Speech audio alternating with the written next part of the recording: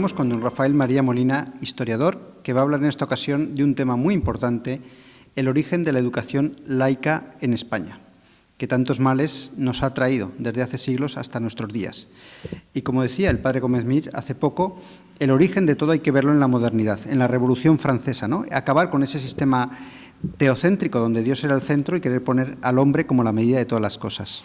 Así es, ya incluso antes de la Revolución Francesa, esto que se dio en llamar o se ha dado en llamar la Ilustración, los filósofos en los últimos tiempos de las monarquías borbónicas europeas, por ejemplo en España, el reinado de Carlos III, formalmente era católico y personalmente lo era, pero es verdad que era un hombre muy influenciado él quería hacer compatible la fe con toda la modernidad que venía, y ya muchos de sus ministros, algunos eran abiertamente masones, como Roda, Campomanes, se dice que el conde de Aranda también, y ya en el reinado de Carlos III, lo digo porque ya venía preparado de antes toda esta historia.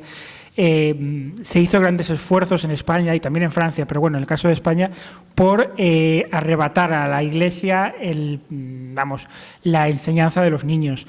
Ya en el reinado de Carlos III, por ejemplo, se hizo un intento de crear un cuerpo funcionarial de profesores para que la enseñanza estuviera en manos de funcionarios del Estado y no de la Iglesia ni de las órdenes religiosas como estaba hasta ese momento.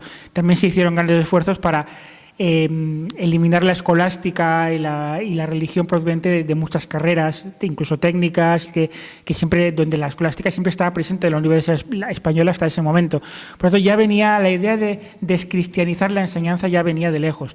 Pero es verdad que a partir de la Revolución Francesa toma mucha más fuerza aún todavía, y ya el liberalismo en España, a partir de las Cortes de Cádiz, pondrá un especial empeño, y detrás del liberalismo estaba la masonería, por eliminar la presencia cristiana de la enseñanza, que en el fondo era por que los niños, apoderarse del alma de los niños, ¿no? Que no tuviera una educación religiosa.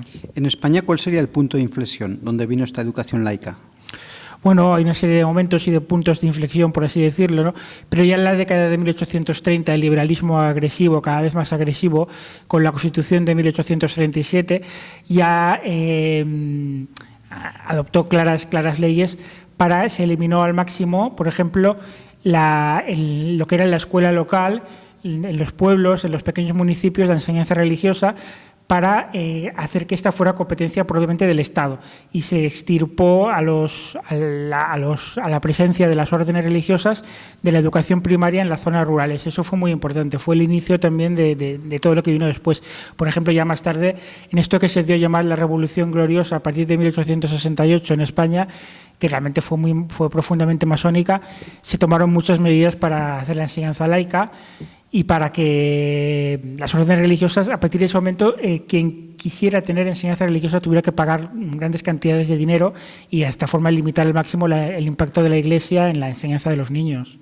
Pero usted, que conoce también esa época de España, quería preguntarle si no hubo una reacción del pueblo, ¿no? Porque el pueblo era netamente católico con estas imposiciones laicas. ¿Cómo reaccionaba la gente? Bueno, pero es verdad que hubo, por ejemplo, la reacción básicamente en el siglo XIX era el carlismo, porque el carlismo era, de alguna forma, era el catolicismo en armas, y quienes realmente se oponían a todo esto eran los carlistas. Lo es verdad que dentro del sistema liberal estaba el Partido Moderado, que nos suena mucho a la situación actual, ¿no? Porque, por ejemplo, el Partido Moderado, bueno, no se trata de hablar de política, ¿no? Pero vendría a ser un poco el PP del Partido Popular de aquella época, ¿no? Era gente que se decían conservadores y católicos, pero que estaban al servicio del liberalismo, y que al final no echaron para atrás ninguna de las leyes liberales, en este caso de la enseñanza y en otros ámbitos. El carlismo sí que intentó, lógicamente, con sus sublevaciones y alzamientos, devolver tanto la enseñanza como la presencia católica en el mundo, en la sociedad y en la política. La idea del reinado social de Cristo, pero el carlismo fue derrotado en las guerras del siglo XIX, y el liberalismo, como en España, como en casi toda Europa, se impuso durante todo el siglo XIX, y esa es la circunstancia que ha marcado toda la historia contemporánea de España. Vamos a hablar de instituciones y personas concretas. ¿Quiénes fueron estas personas y estas instituciones que influyeron tanto? Bueno, hubo como una corriente intelectual que se conoció como el krausismo, porque eran seguidores del filósofo alemán, el profesor alemán Krause, bueno, pues que realmente pues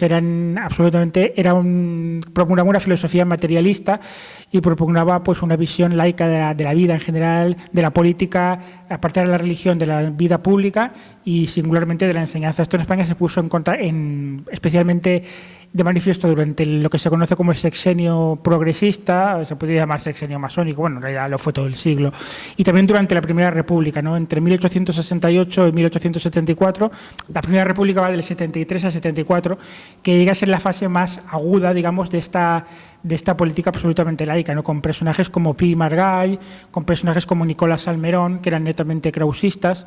Y es verdad que hoy en día lees los libros, por ejemplo, de Pi y Margall. Yo tengo escribió una historia monumental de España en 6 volúmenes. Yo tengo varios de esos volúmenes y parece que, comparado con los políticos de hoy en día, lo ves bastante moderado, ¿no? Porque parece como que habla con respeto también de la Iglesia. Pero es verdad que el tono general de lo que él escribía y otros políticos y autores de aquellos momentos pues era netamente masónico, porque es verdad que fue una época en la que, bueno, la Primera República y ya a partir de 1868, donde la mayoría de los primeros ministros, presidentes del Consejo de Ministros y ministros en España, incluso la cúpula militar, eran masones, esa es la verdad.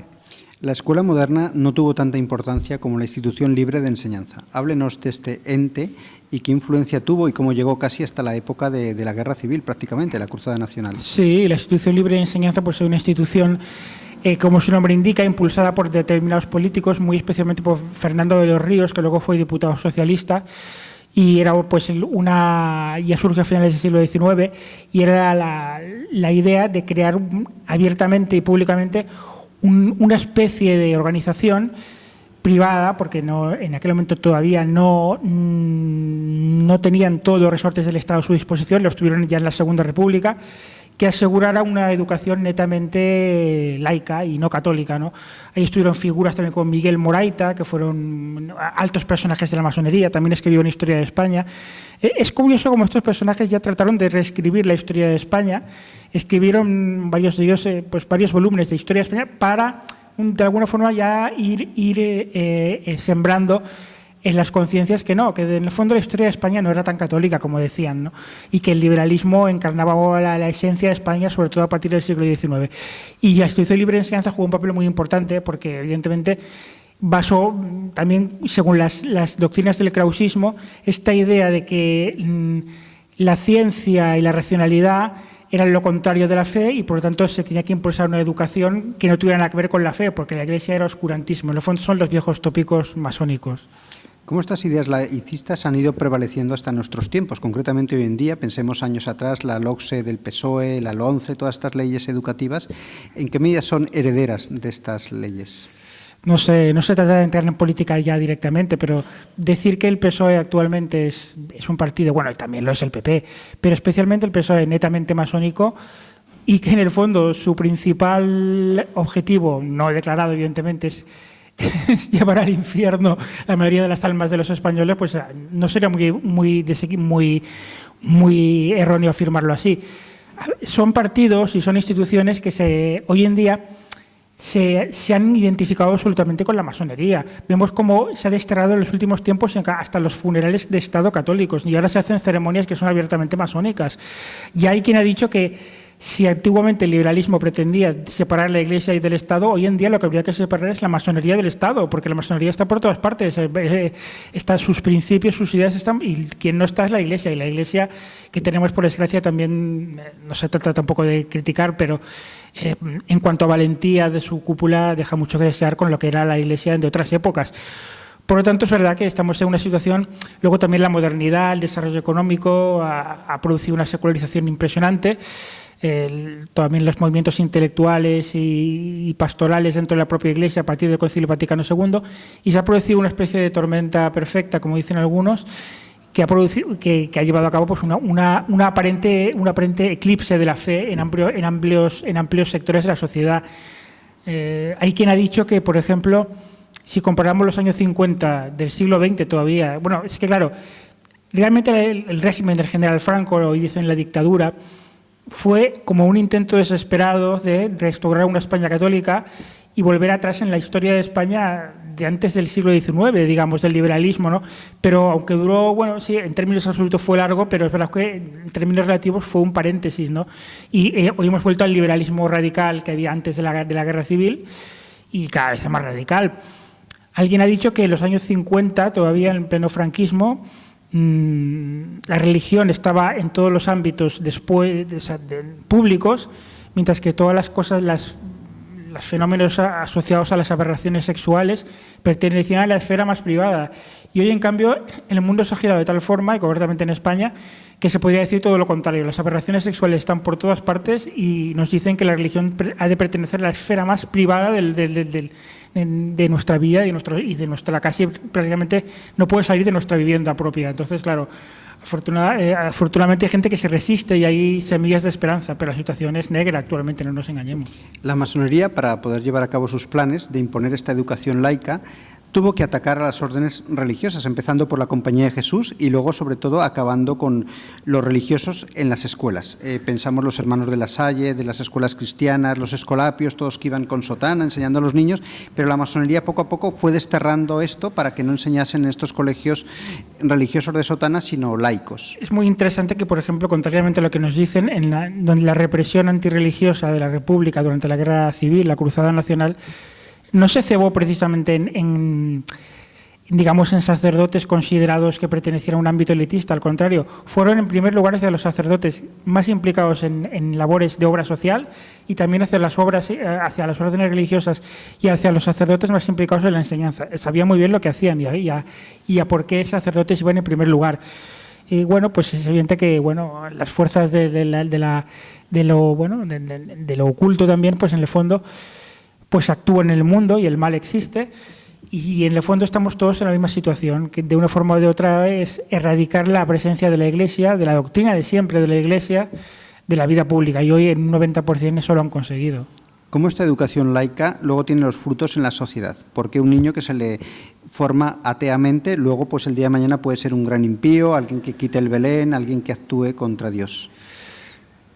Así es, pero tampoco tenemos que engañarnos en el sentido de que la gente durante el franquismo pues tuvo en general una buena educación porque se volvió a tratar la religión en los ámbitos educativos de una forma muy intensa, sobre todo al principio, en las primeras décadas del régimen, pero eso no impidió que luego gente que se había educado en colegios religiosos llevara a cabo políticas y ya siendo mayores y adultos o un tipo de vida muy antirreligioso. No es que en el fondo, si no hay una conversión personal primero, todas las leyes más cristianas y católicas que pueda llevar a cabo un gobierno no servirán de nada. Por eso es importante primero la conversión personal. Pero también fue la propia decadencia de la Iglesia, principalmente a partir del Concilio Vaticano II, la que no puso resistencia y se dejó llevar por el espíritu del mundo, ¿no? Entonces, como la Iglesia se relajó, pues ya fue más fácil para la masonería instaurar este laicismo. Sí, ya lo hemos comentado. Es que al final, en el fondo, el Concilio Vaticano II instaura el liberalismo católico como doctrina dominante en la Iglesia,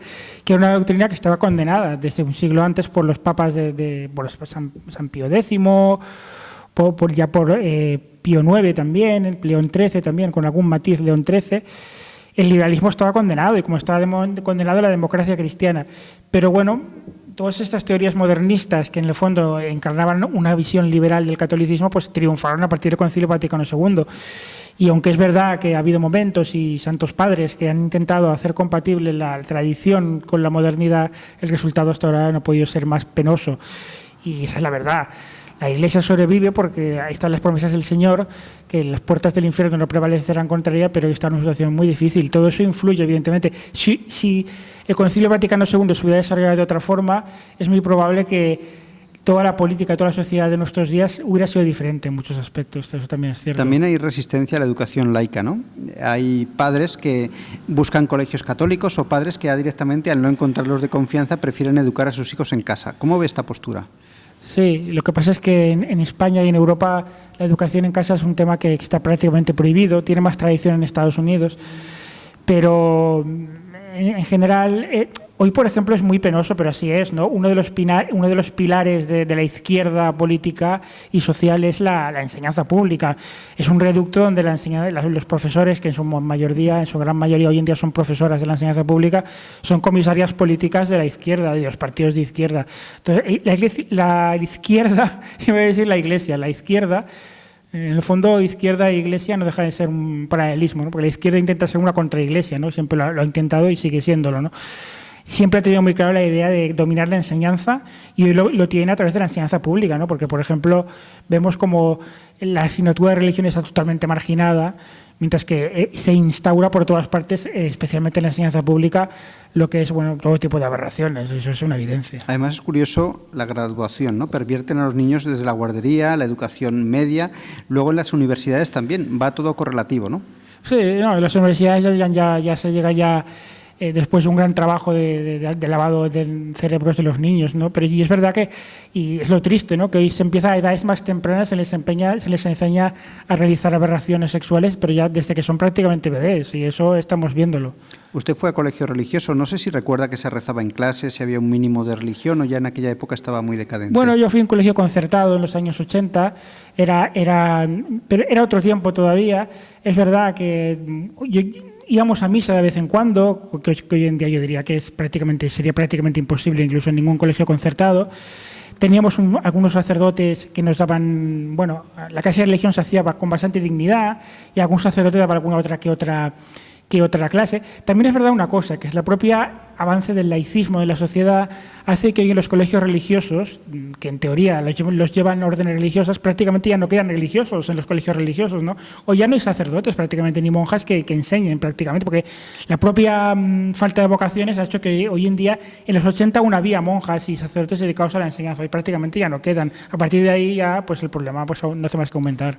Muchos colegios religiosos conservan grandes edificios en el centro de las ciudades, pero claro, como no hay religiosos, ya el espíritu ha desaparecido. Incluso en alguno que vemos por aquí, por el centro de Barcelona, no hay ningún signo cristiano, ¿no? Siempre te hablan de la solidaridad, de valores woke, y ha desaparecido todo el espíritu católico. Totalmente. Si vas a los webs de estos colegios y a las pancartas que ponen para atraer padres que lleven a los niños que los inscriban, o a los carteles que tienen estos colegios, solamente verás pues cosas woke y cosas progres. No verás, en colegios teóricamente religiosos, no verás ninguna figura del Señor ni de la Santísima Virgen. Te hablarán de la paz, te hablarán de la solidaridad, te hablarán del planeta, de cuidar el planeta. Eso es lo que van a enseñarte jamás. Y si hablan en alguna ocasión de la Iglesia, te dirán que es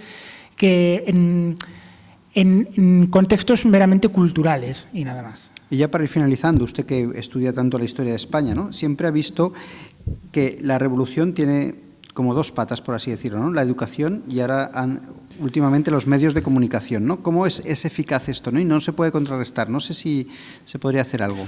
Hombre, también es verdad que no hay mal que 100 años dure, y es verdad que también la propia rebeldía juvenil y de los niños, de la infancia y de la juventud hace que, adoctrinados como están en los valores, bueno, llamarlo valores, en las ideas o supuestas ideas progres, esa rebeldía hace que hoy en día, precisamente en la juventud, es donde menos calen las imposiciones del wokismo y del progresismo. Y se están viendo semillas de esperanza en la juventud, tanto políticas como ideológicas como espirituales. Que la gente ya, o sea, como llevan tanto tiempo adoctrinándoles en todo este tipo de perversiones y de cosas, al final hasta los propios menores ya están hartos. Eso mismo, ¿no? Como el joven rebelde se rebela contra la ideología dominante.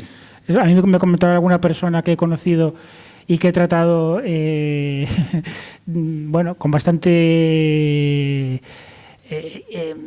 cercanía y que está muy vinculada a la enseñanza pública, como me decía, los profesores de la enseñanza pública absolutamente rojos y los adolescentes que tenemos absolutamente fachas, nos decían. O sea, eso en el fondo es buena señal.